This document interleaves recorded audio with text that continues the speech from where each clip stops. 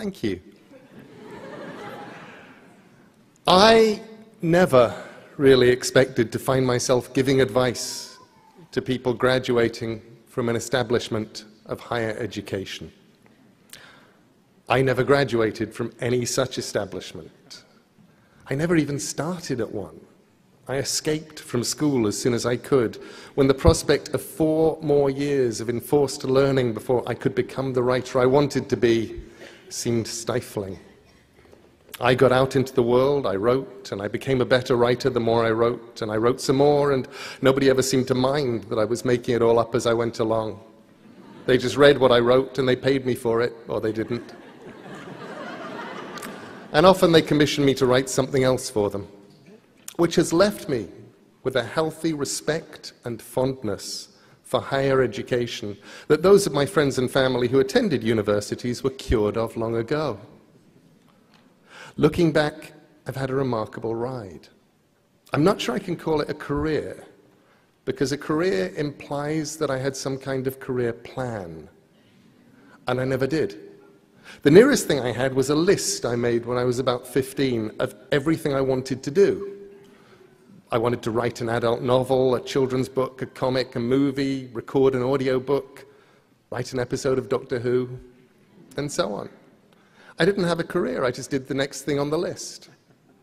So I thought I'd tell you everything I wish I'd known starting out, and a few things that looking back on it, I suppose I did know, and that I'd also give you the best piece of advice I'd ever got, which I completely failed to follow.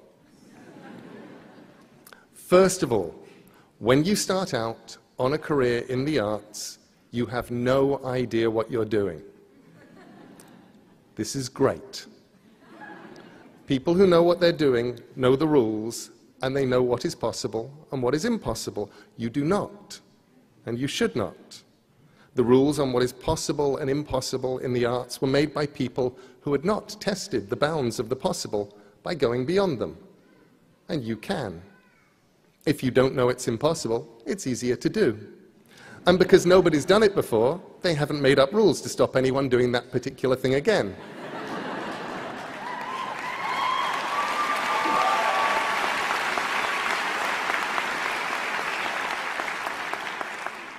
Secondly, if you have an idea of what you want to make, what you were put here to do, then just go and do that.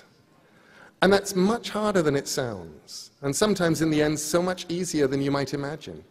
Because normally there are things you have to do before you can get to the place you want to be. I wanted to write comics and novels and stories and films, so I became a journalist, because journalists are allowed to ask questions and to simply go and find out how the world works. And besides, to do those things, I needed to write, and to write well. And I was being paid to learn how to write economically, crisply, sometimes under adverse conditions, and on deadline. Sometimes the way to do what you hope to do will be clear-cut, and sometimes it'll be almost impossible to decide whether or not you're doing the correct thing, because you'll have to balance your goals and hopes with feeding yourself, paying debts, finding work, settling for what you can get. Something that worked for me was imagining that where I wanted to be, which was an author, primarily of fiction, making good books, making good comics, making good drama, and supporting myself through my words. Imagining that was a mountain, a distant mountain, my goal. And I knew that as long as I kept walking towards the mountain, I'd be all right. And when I truly was not sure what to do, I could stop and think about whether it was taking me towards or away from the mountain.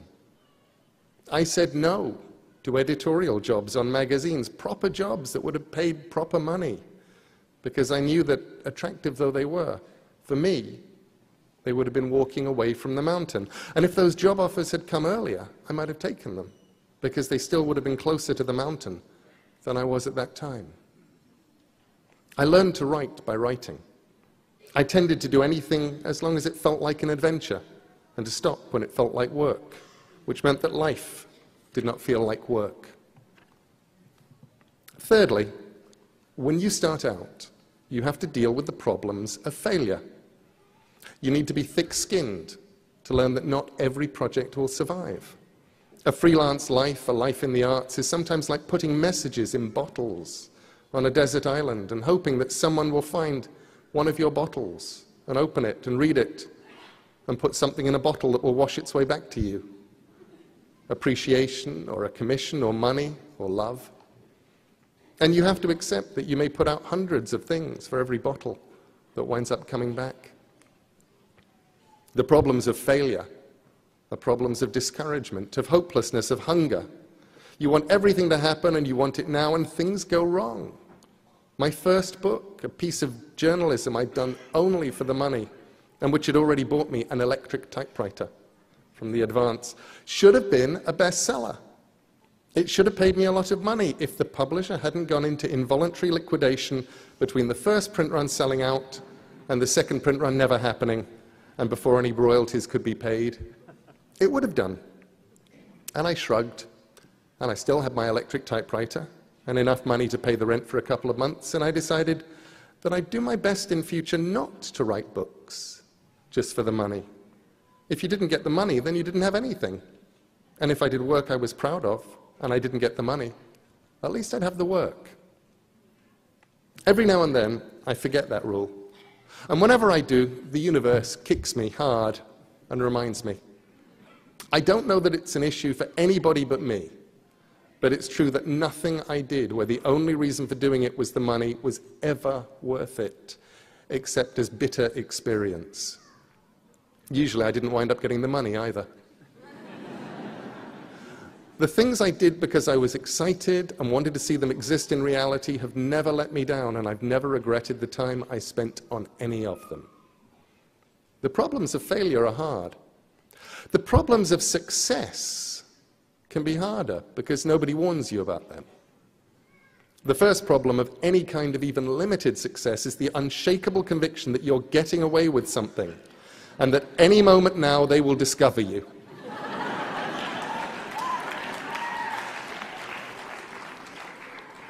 It's imposter syndrome, something my wife Amanda christened the fraud police. In my case, I was convinced there would be a knock on the door and a man with a clipboard. I don't know why he had a clipboard, but in my head, he always had a clipboard, would be there to tell me it was all over and they'd caught up with me, and now I would have to go and get a real job, one that didn't consist of making things up and writing them down, and reading books I wanted to read, and then I would go away quietly and get the kind of job where I would have to get up early in the morning and wear a tie and not make things up anymore. The problems of success, they're real. And with luck, you'll experience them. The point where you stop saying yes to everything because now the bottles you threw in the ocean are all coming back and you have to learn to say no. I watched my peers and my friends and the ones who were older than me, and I'd watch how miserable some of them were. I'd listen to them telling me they couldn't envisage a world where they did what they've always wanted to do anymore, because now they had to earn a certain amount every month just to keep where they were. They couldn't go and do the things that mattered and that they'd really wanted to do, and that seemed as big a tragedy as any problem of failure. And after that, the biggest problem of success is that the world conspires to stop you doing the thing that you do because you're successful. There was a day when I looked up and realized that I had become someone who professionally replied to email and who wrote as a hobby. I started answering fewer emails and was relieved to find I was writing much more. Fourthly, I hope you'll make mistakes. If you make mistakes, it means you're out there doing something. And the mistakes in themselves can be very useful. I once misspelled Caroline in a letter, transposing the A's and the O, and I thought, Coraline looks almost like a real name. Remember, whatever discipline you're in, whether you're a musician or a photographer, a fine artist or a cartoonist, a writer, a dancer, a singer, a designer, whatever you do, you have one thing that's unique. You have the ability to make art. And for me, And for so many of the people I've known, that's been a lifesaver. The ultimate lifesaver. It gets you through good times and it gets you through the other ones. Sometimes life is hard. Things go wrong in life and in love and in business and in friendship and in health and in all the other ways that life can go wrong. And when things get tough, this is what you should do. Make good art. I'm serious. Husband runs off with a politician, make good art. Leg crushed and then eaten by a mutated boa constrictor, make good art. IRS on your trail, make good art. Cat exploded, make good art. Someone on the internet thinks what you're doing is stupid or evil or it's all been done before, make good art. Probably things will work out somehow, and eventually time will take the sting away, and that doesn't even matter. Do what only you can do best. Make good art. Make it on the bad days, and make it on the good days too. And fifthly, while you're at it, make your art. Do the stuff that only you can do. The urge starting out is to copy, and that's not a bad thing. Most of us only find our own voices after we've sounded like a lot of other people. But the one thing that you have that nobody else has is you. Your voice, your mind, your story, your vision. So write and draw and build and play and dance and live as only you can. The moment that you feel that just possibly you're walking down the street naked, exposing too much of your heart and your mind and what exists on the inside, showing too much of yourself, that's the moment you may be starting to get it right.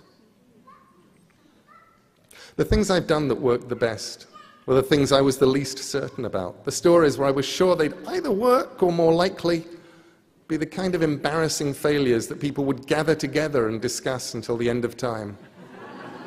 They always have that in common. Looking back at them, people explain why they were inevitable successes, and when I was doing them, I had no idea.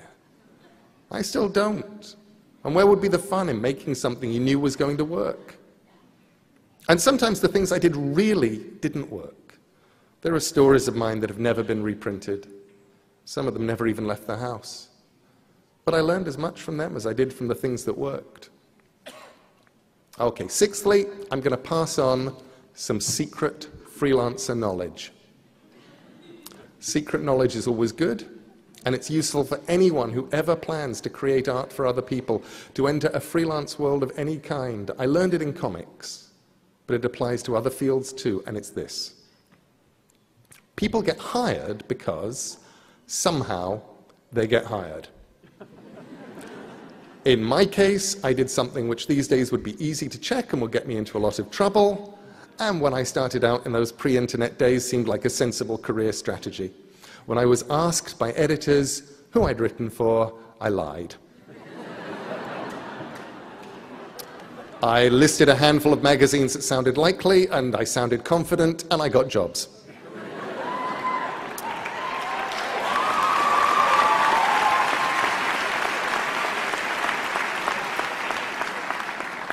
I then made it a point of honor to have written something for each of the magazines I'd listed to get that first job. So that I hadn't actually lied, I'd just been chronologically challenged. But you get work however you get work. But people keep working in a freelance world. And more of today's world is freelance. Because their work is good. And because they're easy to get along with. And because they deliver the work on time. And you don't even need all three.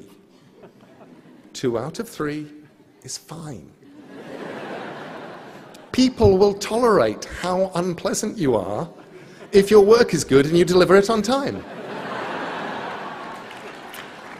People will forgive the lateness of your work if it's good and they like you.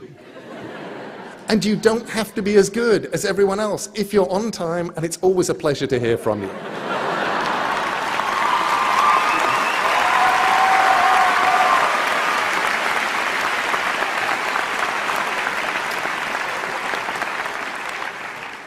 So when I agreed to give this address, I thought, what is the best piece of advice I was ever given? And I realized that it was actually a piece of advice that I had failed to follow. And it came from Stephen King. It was 20 years ago, at the height of the success, the initial success of Sandman, the comic I was writing. Oh, thank you. I was writing a comic people loved, and they were taking it seriously. And Stephen King liked Sandman, and my novel with Terry Pratchett, Good Omens, and he saw the madness that was going on, the long signing lines, all of that stuff. And his advice to me was this. He said, this is really great. You should enjoy it. And I didn't. Best advice I ever got that I ignored. Instead, I worried about it. I worried about the next deadline, the next idea, the next story. There wasn't a moment for the next 14 or 15 years that I wasn't writing something in my head or wondering about it. And I didn't stop and look around and go, this is really fun. I wish I'd enjoyed it more. It's been an amazing ride, but there were parts of the ride I missed because I was too worried about things going wrong, about what came next, to enjoy the bit that I was on.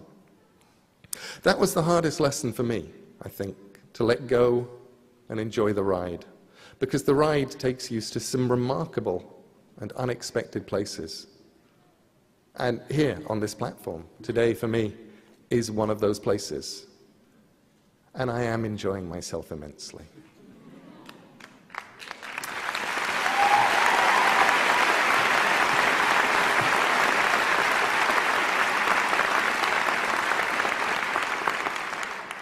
I'd actually put that in brackets just in case I wasn't. I wouldn't say it.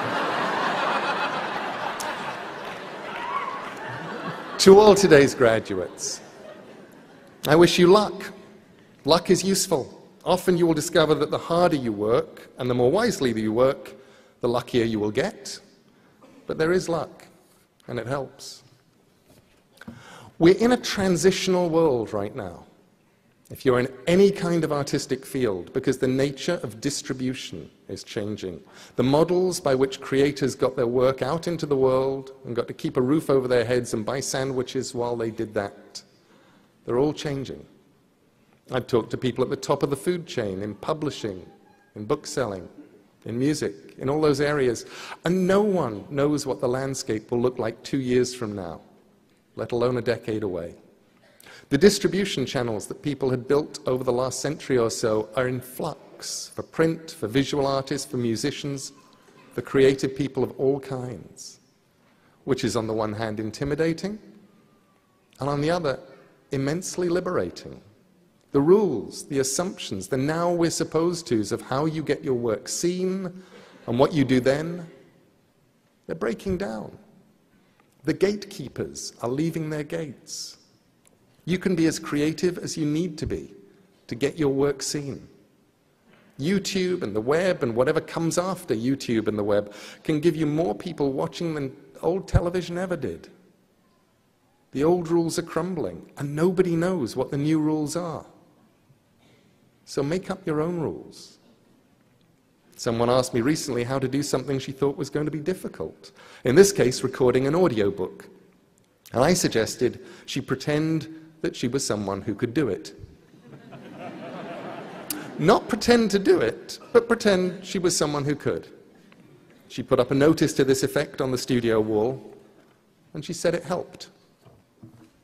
So be wise, because the world needs more wisdom. And if you cannot be wise, pretend to be someone who is wise, and then just behave like they would.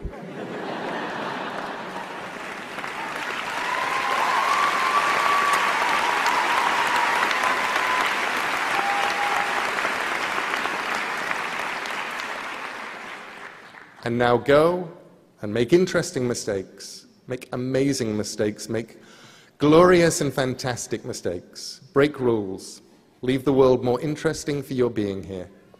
Make good art. Thank you.